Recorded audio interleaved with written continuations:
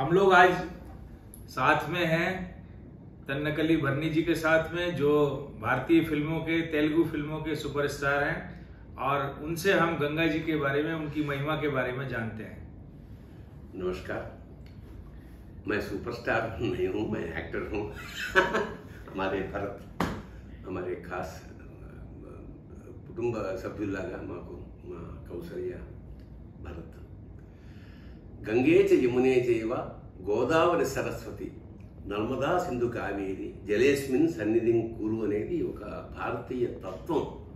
ఏమిటంటే మనం ఎక్కడ స్నానం చేసినా సరే దాన్నే గంగలా భావించి, ఎందుకంటే ప్రధానం ఏమిటంటే భగవంతుడు కూడా ఎంత మాత్రమున ఎవ్వరు దలచిన అంత మాత్రమే నీవు, భావన ప్రధానం మన భారతీయ సంస్కృతి.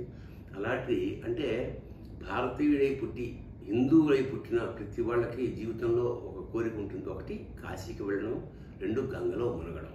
ఈ రెండు ఎందుకంటే సమస్త పాపాల్ని హరించేది గంగా అనేది మన మన మన మన నమ్మకం అన్నమాట, జన్మ జన్మల నమ్మకం అది. అలాగా ఈ గంగకి సంబంధించి కొన్ని వేల కథలు, అద్భుతాలు గంగకి సంబంధించిన ఉన్నాయి. సాక్షాత్తు ఆకాశం నుంచి త్రిపదలాగా భగీరథుడు గంగ కిందకి తీసుకొచ్చాడు. శివ జటాజూటంలోంచి గంగ కిందకి ప్రవహించింది, అందువల్ల ఆ పవిత్రత. ఇది సైంటిఫిక్గా కూడా ఇప్పుడు నా దగ్గర ఇది గంగ. ఈ గంగా యొక్క మహత్యం ఏమిటంటే మామూలు నీళ్ళకి దీనికి ఇందులో ఎన్నో ఔషధీ గుణాలు ఉండడం వల్ల ఇది చాలా కాలం ఉంటుందన్నమాట. ఏళ్ల తరబడి అలా పెట్టినా సరే ఆ పవిత్రత చెడిపోదు. అందుకే గంగ అంత పవిత్రమైంది. నేను చాలా పుస్తకాలు రాస్తూ అందులో శృంగార గంగావతరణం అనే ఒక కావ్యం రాశాను.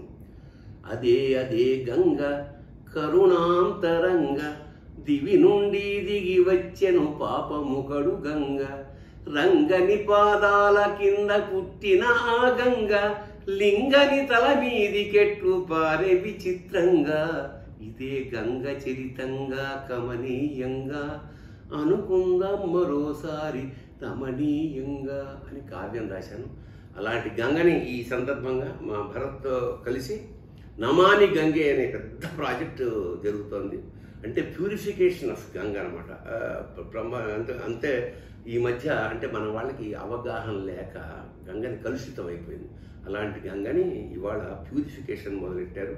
ఇవాళ గంగ మళ్ళీ ప్రాచీనమైన గంగ, అంత పవిత్రంగాను అంత శుద్ధమైన గంగగాను తయారు చేస్తున్నాం. ఈ టీం అందరికీ అభినందనలు తెలియజేస్తూ నమామి గంగే, జై గంగా, జై జై గంగే, నమామి గంగే.